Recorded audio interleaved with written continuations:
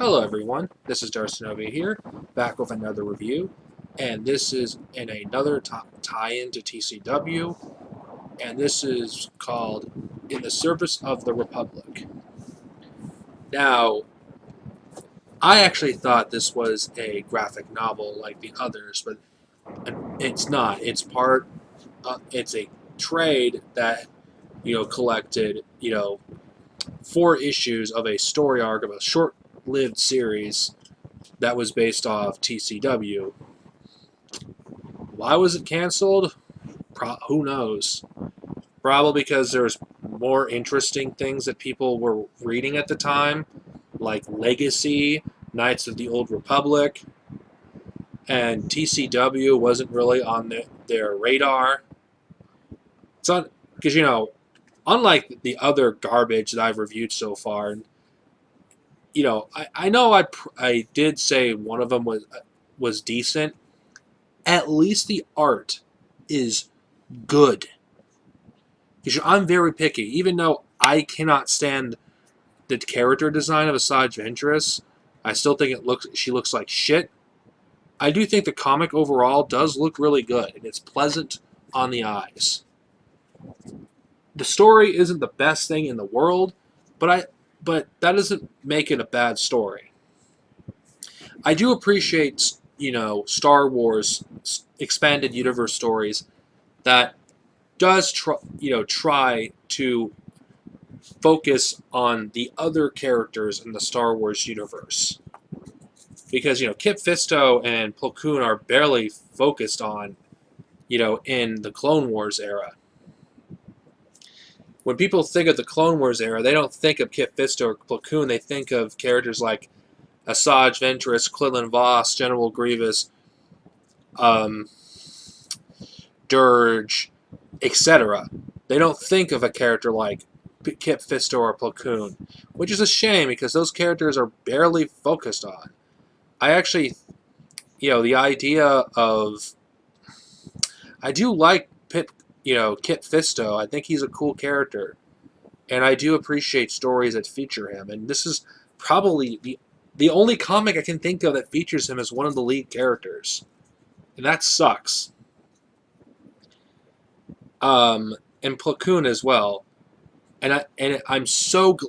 Plo Koon and Kit Fisto are one of the few characters in TCW that their designs can look good on both comic. They look pretty much good on anything. It's the humanoid characters that look like crap. This does have a certain character from the original trilogy that dies in Empire Strikes Back. Yeah, I didn't realize they actually had a connection with Empire Strikes Back with this.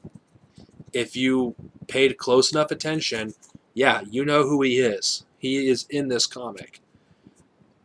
Now, this is a kind of a typical Clone Wars comic. They're fighting over resources, etc.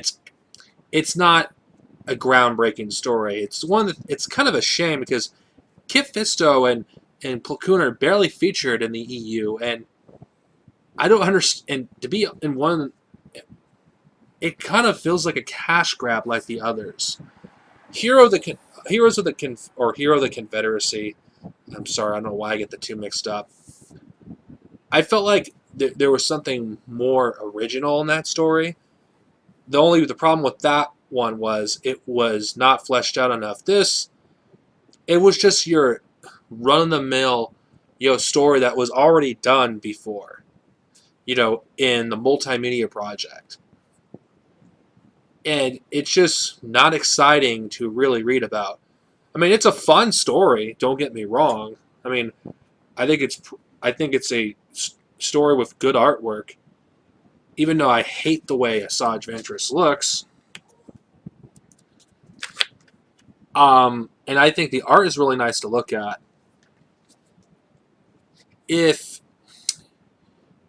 If you like these characters and you want to see other characters besides the main characters get explored in the expanded universe, I guess I would track this down. I mean, it's very rare that we get a Kit Fisto Plo Koon centric story. a story that focuses more on the obscure characters in the Star Wars universe. Now, this does have a short story. The Gauntlet of Death. There isn't much to it. In fact, I actually think I would have liked this to be a full-fledged story. I actually consider this better than the story itself, in my opinion. I think the artwork is great in this as well. And yeah, there isn't much I could talk about in the Gauntlet of Death because, like I said, it's a short story. It's like 7 pages long. And quite frankly, I think it was a better story than In the Service of the Republic. I give this a decent rating. I think, it's kind of like one of those storylines that was done to death. But if you haven't read much of the expanded universe, I think you will appreciate it. But I've read so much of this era that I notice some things are, this is a little overplayed here, this is a little played there. So yeah, if I'm a little harsh on this comic, it's because of that reason. It's not a bad story, but if you've read a lot of Clone Wars era stories, like I have, you will see that like this has been done already. Anyway, this is Darth Sinovia over and out, and may the Force be with you always.